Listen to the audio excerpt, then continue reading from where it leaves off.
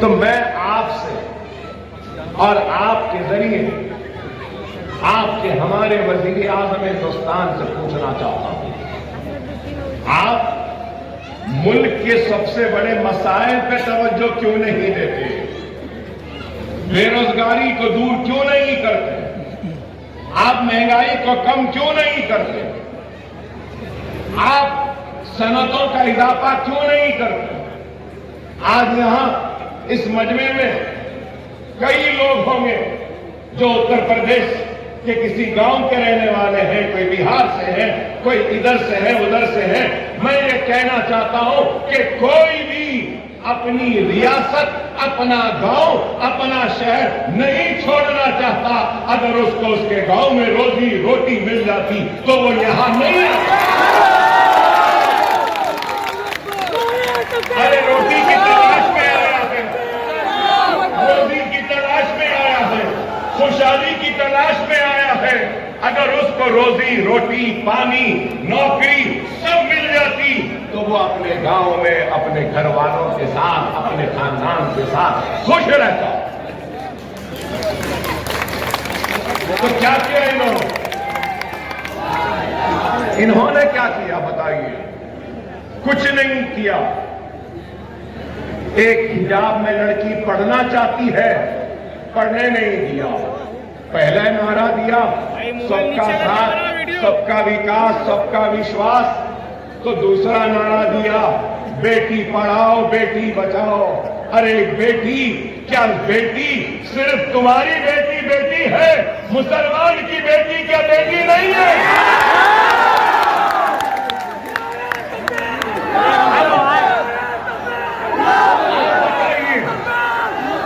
क्या हिजाब पहनना गुनाह है? क्या आज इंटरनेशनल कोर्ट ऑफ जस्टिस में हिजाब पहनकर हमारी बहन इंसाफ के लिए लड़ती है? इंटरनेशनल कोर्ट ऑफ जस्टिस में आज दुनिया की कई पार्लियामेंट में हिजाब के साथ एक मुस्लिम लड़की ऐवान में जाकर कानून बनाने के हिस्सेदार बनती है। लेकिन अफसोस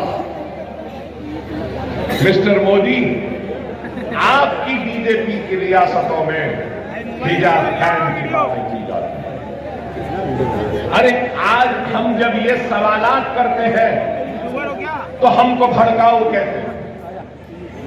अरे मैं यहां पर ये नहीं कह रहा हूं कि मुसलमान का मसला बेरोजगारी है, नहीं, सारे हिंदुस्तानियों का सबसे बड़ा मसला बेरोजगारी है। हिंदू की भी है, मुसलमान की भी है, सिख की भी है, ईसाई की भी है।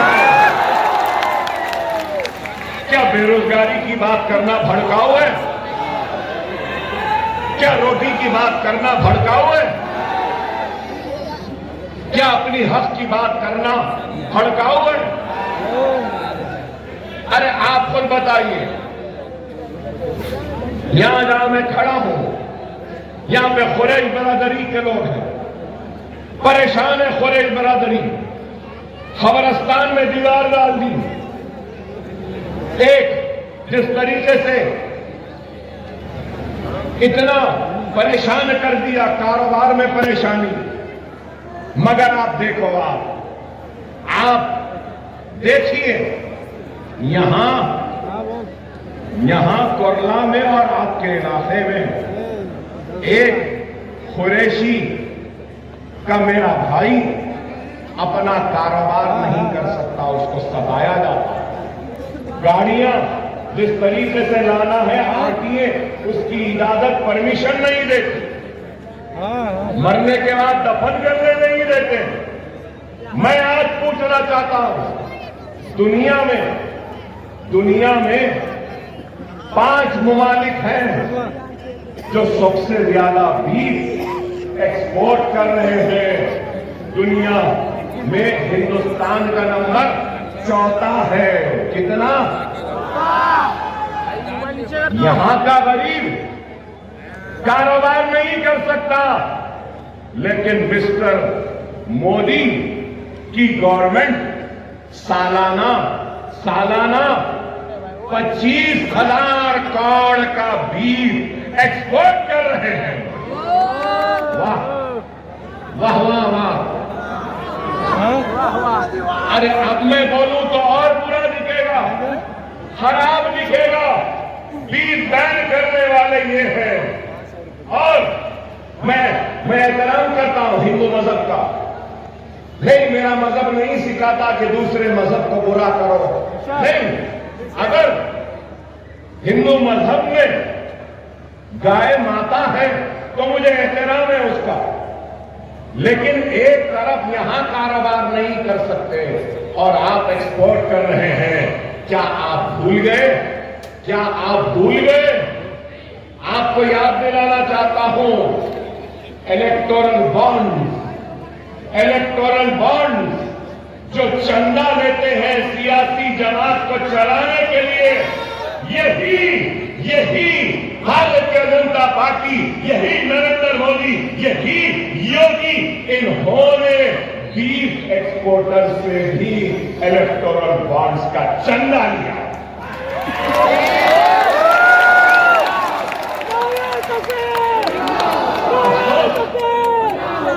पैसों के लिए तुमने अपने अकीदे, अपने मजहब से भी कॉम्प्रोमाइज कर लिया। आप बताइए, क्या ये हक नहीं है? क्या ये बात गलत है? मैं पूछना चाहता हूं कि क्या दिया? आज मैंने तकरीर सुनी, किसकी? हमारे वजीर दाखिला हिंदुस्तान मोहतरम अमित शाह साहब।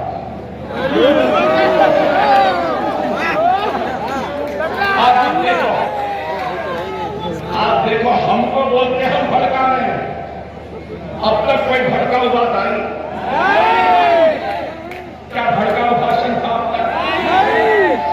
ये आज क्या बोले? अमित शाह ने ये कहा कि वक्फ बोर्ड के जरिए किसानों की जमीन छीन लेंगे, लेकिन जब तक मोदी जिंदा है, बीजेपी है, हम किसानों की जमीन को खींचने नहीं देंगे। आप बताओ, अरे हिंदुस्तान का वजीर दाखिला है, क्या मुल्क में कानून नहीं है? आप बताइए।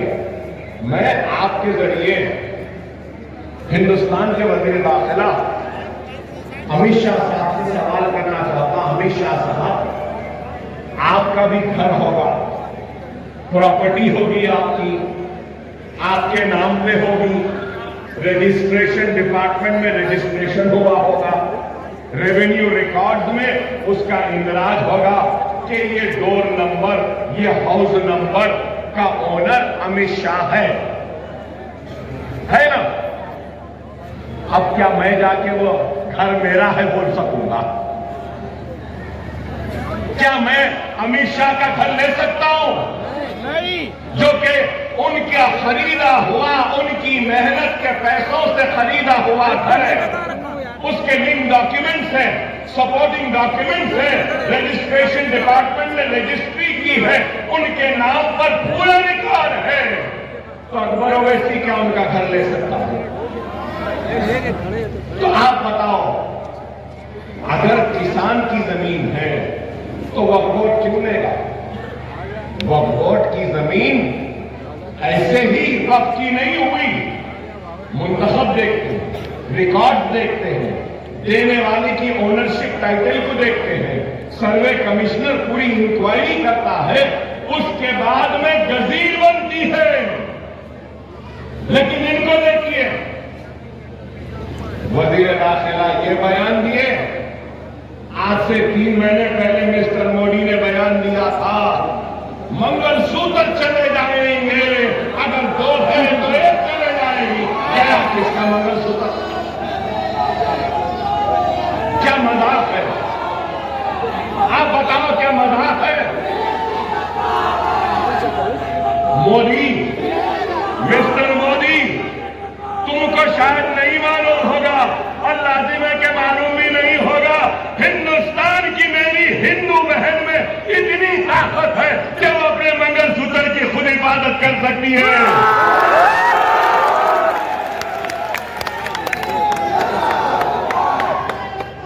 आप बताओ कितना, आज मैं अगर ये बात कहता हूं तो कहते हैं कि भड़काओ। अरे भड़काओ नहीं, मैं हक बात कर रहा हूं। अब फिर बोलते हैं uniform civil code, uniform civil code UCC, मतलब शरीयत खत्म करना था। अमित शाह ने खुद बयान दिया और कहां पे, जो और एक रियासत में इलेक्शन हो रहा है महाराष्ट्र के साथ, वहां पर कहा कि यूसीसी लाएंगे लेकिन आदिवासियों को उसमें नहीं लाएंगे। क्या इस मुल्क का मसला यूनिफॉर्म सिविल कोड है, या रोजी है, रोटी है, पानी है, बिजली है, नौकरी है, स्कूल है, कॉलेज है, बीमार के लिए दवाखाने होना है, बच्चों को खेलने के लिए मैदान होना है, और डिग्रियां हासिल करने के लिए डिग्री कॉलेज होना है, बीमारी पर इलाज के लिए दवाखाने होना है। क्या मेरी बात गलत है? बताओ। यूसीसी, यूनिफॉर्म, अरे यूनिफॉर्म सिविल कोड के बजाय यूनिफॉर्म डेवलपमेंट की जरूरत है, यूनिफॉर्म आईसाइट की जरूरत है, यूनिफॉर्म जस्टिस की जरूरत है, यूनिफॉर्म डेवलपमेंट की जरूरत है, यूनिफॉर्म रोजी की जरूरत है, यूनिफॉर्म पानी की जरूरत है। आज हम जब ये बात करते हैं तो हम गलत दिखते हैं, बुरे दिखते हैं। क्या मेरी बात में कोई गलती है? क्यों? आज सिर्फ आप देखो तकरीर हो रही तो बस मुसलमान मुसलमान मुसलमान। मिस्टर मोदी को मैं एक पैगाम देना चाहता हूं और आप मेरे इस पैगाम से राजी हैं, मुतमईन हैं, तो मैं नारा लगाऊंगा, आप मेरे नारे पर तकबीर पर अल्लाह अकबर कहकर उसकी तारीफ करना। मैं अकबरुद्दीन ओवैसी इस मजमे को गवाह बनाकर, इस मजमे को अपने साथ में लेकर कह रहा हूं, मिस्टर मोदी, हम मुल्क की वफादार हैं, हम इस मुल्क से मोहब्बत करने वाले हैं। मुल्क के लिए अगर वक्त ऐसा आएगा तो सबसे पहले मुसलमान अपने सीने और गर्दनों को पेश करेगा। क्या मेरी बात है?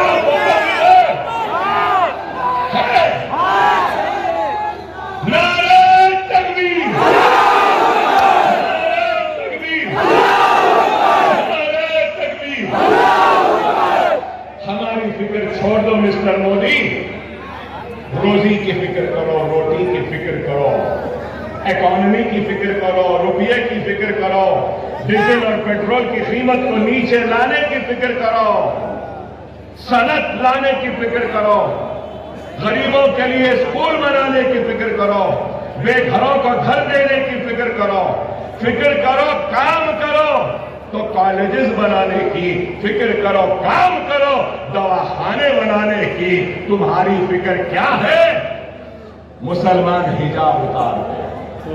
तुम्हारी फिक्र क्या है? मुसलमान दाढ़ी कटवा ले। तुम्हारी फिक्र क्या है? मुसलमान टोपी न पहने। मैं टोपी भी पहनूंगा, दाढ़ी भी पालूंगा, अपनी मस्जिद में नमाज अदा करूंगा। फर्क को छोड़ो, मैं सुन्नतों और नफिलों को भी छोड़ने तैयार नहीं हूं।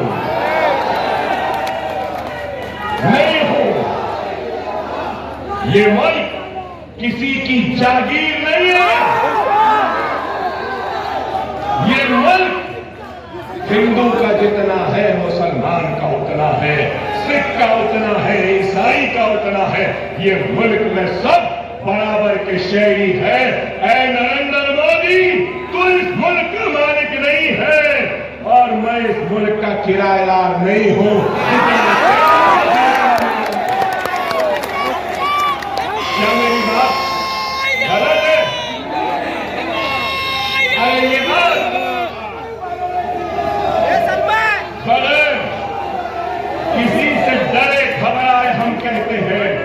तो इनको बुरा लगता।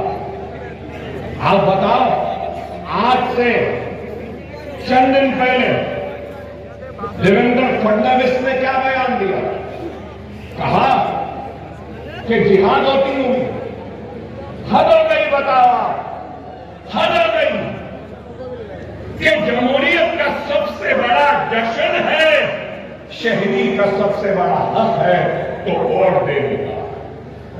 यहां इस मजमे में कई लोग आए, जरूरी नहीं है कि जितने लोग आए हैं मेरे पैगाम से मुत्तफिक हो और मुझे वोट दो, जरूरी नहीं है। मैं मजबूर कर सकता हूं कि आपको, वो आपका हक, आप जिसको चाहे वोट दें, नहीं अगर देना चाह रहे तो नीचे नाटा भी है, उसको दबाते, आपका हक। मगर ये क्या कहते हैं, वोट जिहाद। अरे हद होती है, हद होती है। क्या क्या बोलेंगे बताओ? मेरा क्या कसूर है? मेरा कसूर यही है कि मैं मुसलमान हूं, लेकिन मैं कह रहा हूं मोदी अकबरुद्दीन ओवैसी फख्र करता है कि वो मुसलमान है और मुझे फख्र है कि मैं मोहम्मद मुस्तफा सल्लल्लाहु अलैहि वसल्लम की उम्मती हूं। और अगर मुझे मुसलमान होने पर फख्र है, मेरे कलमे पे फख्र है, मेरे आका मोहम्मद मुस्तफा सल्लल्लाहु अलैहि वसल्लम की उम्मती होने पे फख्र है, तो मुझे हिंदुस्तानी व भारतीय व इंडियन होने पर भी नाम है, नाम है कि मैं हिंदुस्तानी हूं, नाम है कि मैं भारतीय हूं, नाम है कि मैं इंडियन हूं। इसलिए कि ये हिंदुस्तान सबका है, माथे पे तिलक लगाने वाले का भी उतना ही हक है जितना चेहरे पे दाढ़ी पालना और सर पे टोपी पहनने वाले का है। ये मुल्क किसी एक का नहीं,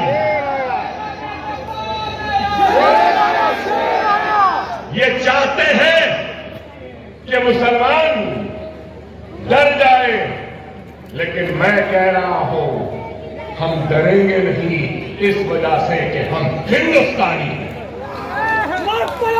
हम घबराएंगे नहीं इसलिए क्योंकि हम मुसलमान हैं। हम जमहूरी व दस्तूरी जिद्दोजहद करेंगे, हम जमहूरी व दस्तूरी जिद्दोजहद करेंगे, अपने हक की लड़ाई लड़ेंगे। लड़ाई लड़ेंगे तो जमहूरी अंदाज में, लड़ाई लड़ेंगे तो दस्तूर के दायरे में, लेकिन मोदी योगी ये जान ले हम झुकने वालों में से नहीं है। ये सर सिर्फ अल्लाह के सामने झुकता है और अल्लाह ही के सामने झुकेगा।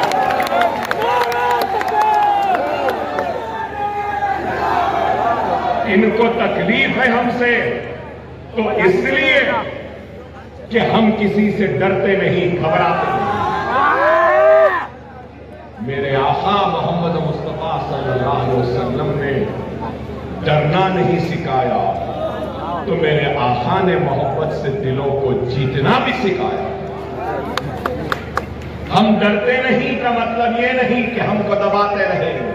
हम अपनी मोहब्बत, अपने खुलूस, अपनी वफादारी के जरिए हम इस मुल्क में इतने नस्लों से रहे हैं, आने वाली नस्लों तक हम इसी मुल्क में रहेंगे। हम इस मुल्क से जाने वालों में से नहीं, जिनको जाना था चले गए।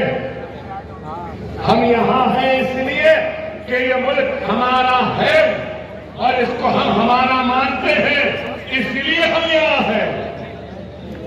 मोदी योगी, फिक्र करना है तो इस बात की फिक्र करो कि अयोध्या में बाबरी मस्जिद को शहीद किया, अयोध्या में मंदिर भी बना दिए, राम लल्ला वहां पर है, श्री रामचंद्र जी का मंदिर भी बन गया, सब हो गया। मिस्टर योगी, बताओ अयोध्या क्यों हार गए थे?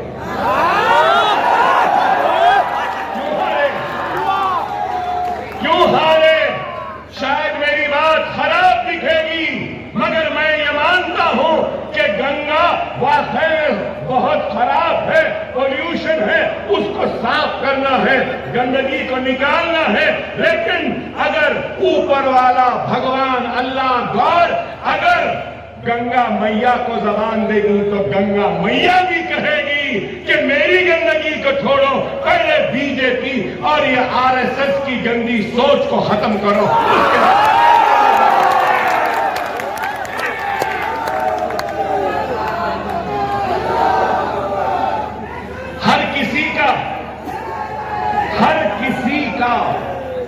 हर किसी का अकीदा है, ईमान है।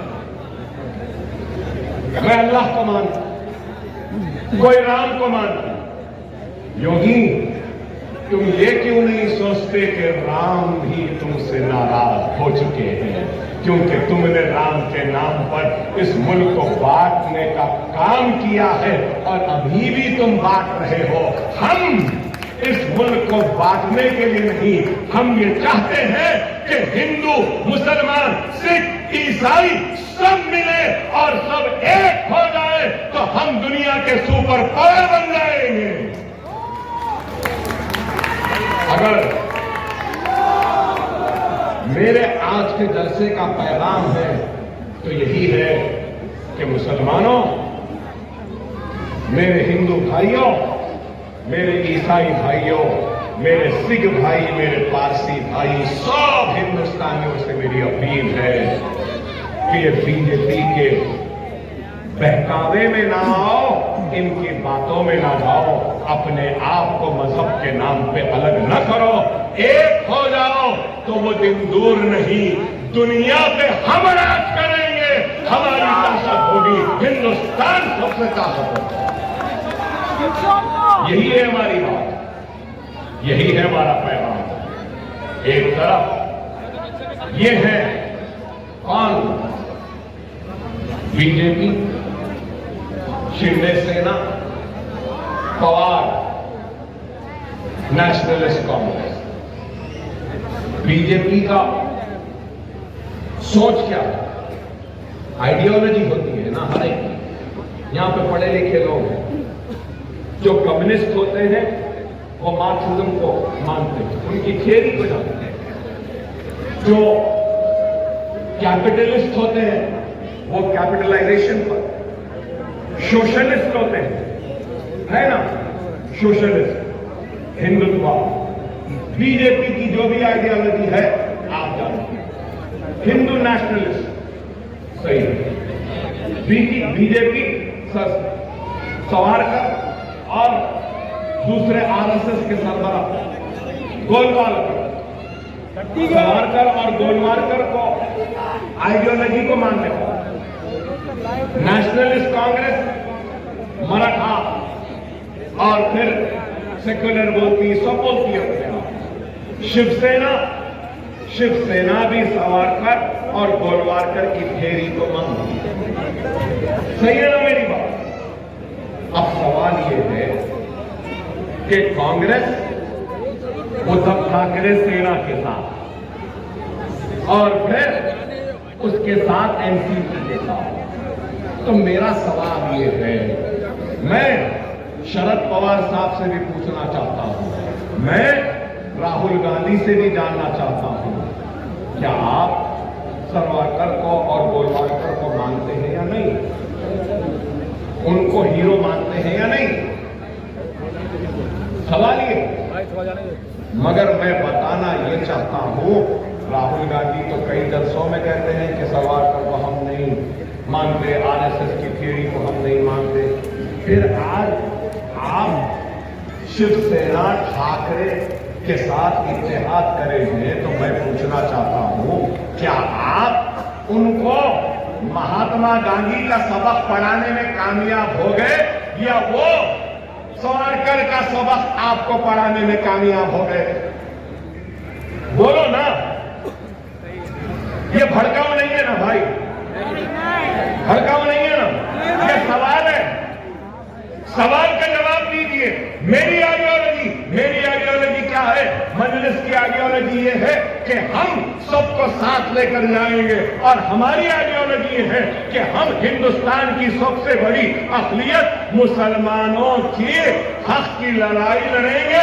दस्तूर में जो हुकूक दिए गए हैं उन हुकूक को उन तक पहुंचाने की जिद्दोजहद करेंगे।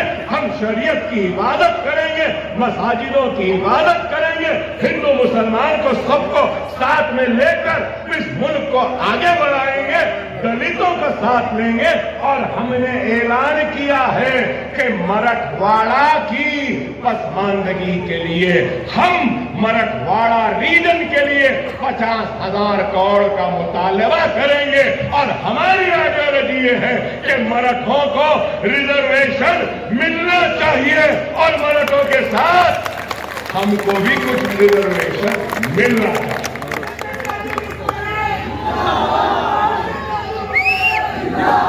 ये हमारी आइडियोलॉजी। क्या आइडियोलॉजी में चलो मीडिया वाले फिर चलाएंगे। मेरा तो ये हाल है, यूं देखा तो परेशानी। अब तो घड़ी देखना भी बंद कर दे रहा।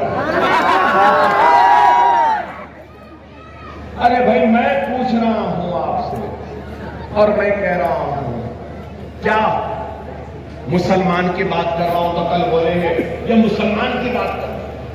अरे देखिए, मैं 6 टाइम का एमएलए, कितना 6 टाइम अल्हम्दुलिल्लाह, 25 बरस का था, आज 50 का हूं, मुसलसल जीतते जा रहा हूं। और जब जीतता हूं तो मैं अल्लाह के नाम से कसम खाता हूं, दस्तूर पे हलफ लेता हूं कि मैं इस मुल्क का वफादार रहूंगा और इस मुल्क के कमजोरों पिछड़े लोगों की मदद करूंगा, और जो पीछे है उसको आगे लाऊंगा, जो पिछड़ा है उसको ताकतवर बनाऊंगा। क्या कोई इस बात से इनकार कर सकता है कि हिंदुस्तान में सबसे पीछे, सबसे आखिर, सबसे पिछड़ा अगर कोई है तो वो मुसलमान है, और मैं पीछे रहने वाले मुसलमान को आगे लाने की काम कर रहा हूं। मदद की सियासत नहीं, बल्कि पिछड़े को आगे ला रहा हूं।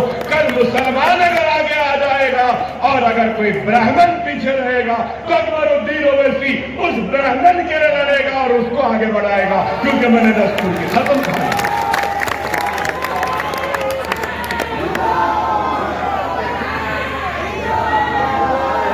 मगर ये क्या चाहते हैं? ये क्या चाहते हैं? इनकी आवाज ना हो। क्यों ना हो? मैं मुबारकबाद देता हूं, यहां जितने लोग हैं तो अल्लाह के लोगों को मुबारकबाद देता हूं कि आपने मोदी, शिंदे और पवार को पार्लियामेंट के इलेक्शन में हराया। सही किया।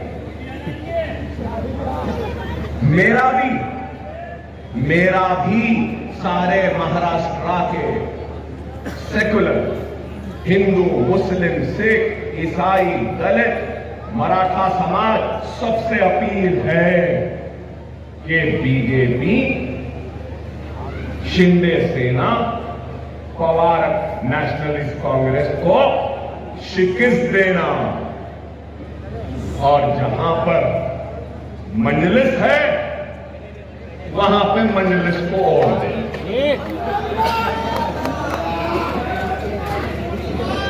देखिए, मैं आपसे किससे मांगूंगा? हाथ फैलाऊं तो किसके सामने फैलाऊं? क्या मोदी से मांगूं या तुमसे मांगूं? हमसे। योगी से बोलूं या आपको बोलूं? अपना से मांग रहा है, क्योंकि अपने का हक है, मेरा हक आप है, आपका हक मुझ में है, और वो हक से मांग रहा हुआ।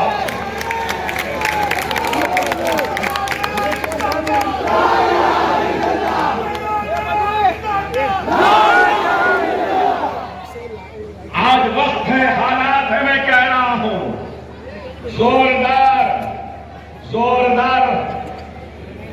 इंतखाबी कश्मकश चल रही है।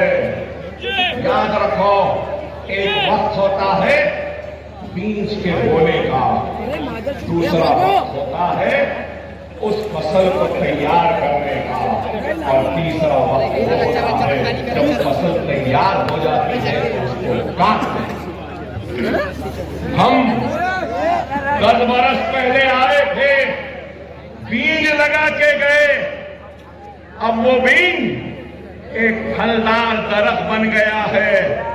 इस दरख्त को काटो नहीं, ये काटने का वक्त नहीं, फल खाने का वक्त है मेरे भाई, याद रखो। और फल खाने का वक्त है, इसलिए कह रहा हूं, इसलिए कह रहा हूं, नहीं मालूम आइडियोलॉजी तो बाकी नहीं रही, इन्हें इनके साथ, उन्हें उनके साथ, उन्हें उनके साथ, इन्हें इनके साथ। इलेक्शन दो मिलकर लड़ते, इलेक्शन के बाद दोनों बिछड़ गए। Ta-ta bye bye, Uddhav Thackeray बोले चले गए, फडणवीस टाटा बोले चले गए। फडणवीस मोदी बोले हाँ हमको छोड़ के जाते, हम तुमको तोड़ देंगे, तोड़ दिए। आधा इधर आधा उधर, वो इधर। अब इलेक्शन के बाद में कोई ताज्जुब की बात नहीं है, कोई ताज्जुब की बात नहीं है कि उद्धव ठाकरे फिर से मोदी जी कह के हाथ मिला लेने को कम नहीं है। कोई ताज्जुब की बात नहीं है कि फिर से शरद पवार मोदी से भी हाथ मिला सकते हैं, अजित पवार फिर से शरद पवार के पास भी जा सकते हैं। बहरहाल कोई यकीन नहीं है, कोई भी कहीं भी जा सकता है। जिसको जहां जाना है जाओ, मेरे प्यारे मुसलमानों तुम यहां आ जाओ, हम इन सबको नचाएंगे।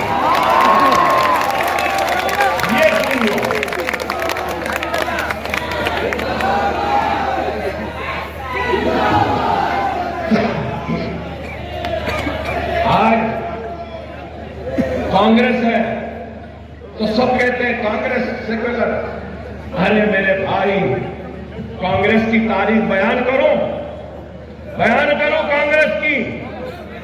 1961 जबलपुर का फिसाद कांग्रेस की देन, 1962 अलीगढ़ का फिसाद कांग्रेस की देन, अक्टूबर 62 का फिसाद मेरठ का यूपी में कांग्रेस की देन, 1964 में कलकत्ता जमशेदपुर बिहार में रोड किला का फिसाद कांग्रेस की देन, 1968 में करीमगंज का फिसाद कांग्रेस की देन, 1969 में अहमदाबाद का फिसाद कांग्रेस की देन, 1970 भिवंडी का फिसाद कांग्रेस की देन, 1974 का दिल्ली का फिसाद कांग्रेस की देन, 1978 हैदराबाद का फिसाद कांग्रेस की देन, 1979 का फिसाद जमशेदपुर बिहार कांग्रेस, 1980 मुरादाबाद कांग्रेस, 1981 बिहार शरीफ कांग्रेस, 1981 हैदराबाद का फिसाद कांग्रेस।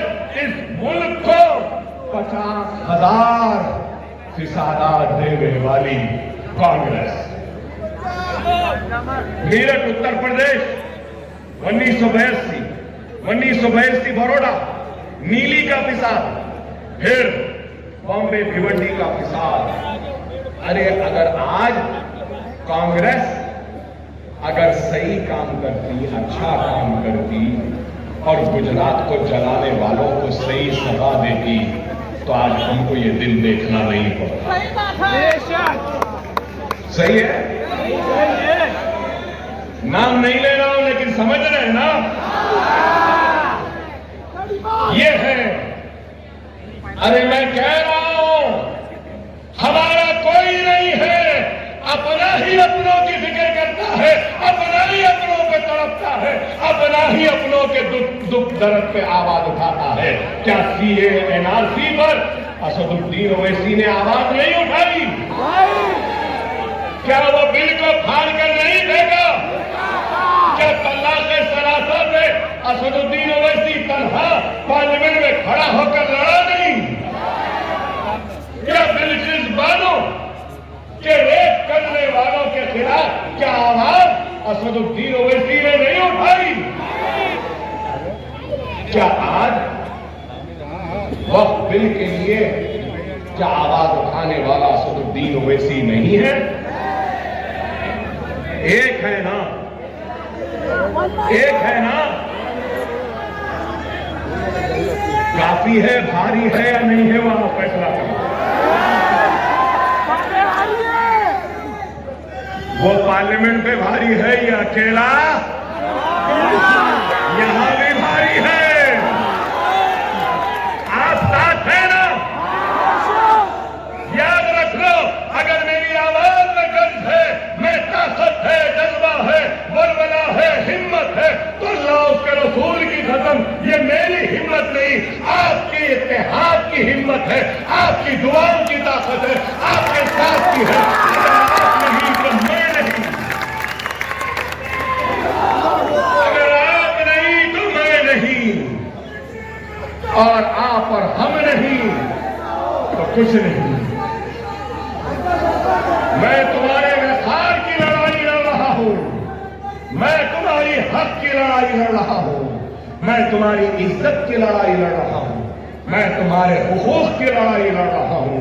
ऐ मेरे प्यारे भाइयों, आओ इस कमजोर अकबर ओवैसी को ताकत दे दो, अपने इत्तेहाद की ताकत।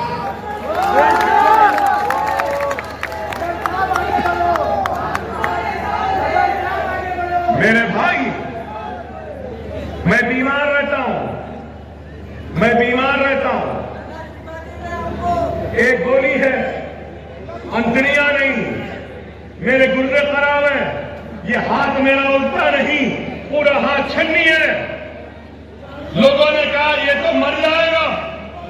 आज भी डॉक्टर ने मुझसे कहा कि अगर आप जाएंगे, तकरीर करेंगे, गाड़ी में हिलेंगे तो आपकी अंतड़ियां फट जाएंगी, आप मर जाएंगे। लेकिन मुझे अपने दर्द, अपने कर्ब, अपनी तकलीफ से ज्यादा अपने मुसलमानों के दुख तकलीफ का एहसास है, इसलिए आया हूं तुम्हारे घर।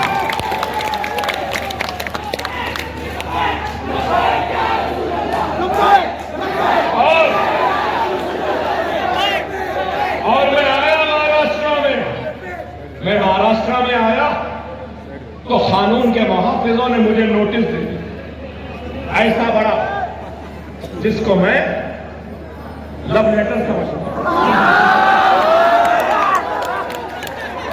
मैं बहुत चाहता हूं इन पुलिस वालों को, इस वास्ते कि ये दिन रात इतनी मेहनत करते, इतना काम करते, ये भी मुझे पलट के उतना ही चाहते। Thank you sir, thank you. मुझे नोटिस दिए, आप ऐसा नहीं बोलना, वैसा नहीं बोलना, ये नहीं बोला, जी अच्छी बात है। अब मैं मेरे पुलिस वाले, खाकी वर्दी वाले बहादुर सिपाहियों से, मेहनत करने वाले सिपाहियों से एक मंजूरी आपके जरिए लेकर उन तक पहुंचाऊंगा।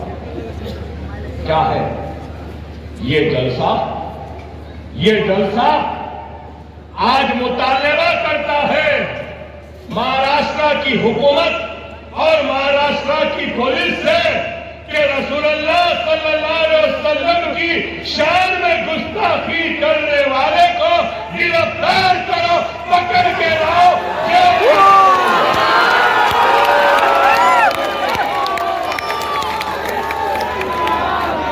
मेरा मुतालबा कबूल है? मेरी बात से राजी है? क्या मैंने सही बोला? क्या मैंने आपकी दिल की बात करी? क्या मैंने आपके रसूलुल्लाह की मोहब्बत की तर्जुमानी की है? तो जोरदार नारा लगाओ, ऐसा नारा कि मुंबई शहर में सिर्फ ये नारा गूंजे, ऐसा जोरदार नारा लगाओ।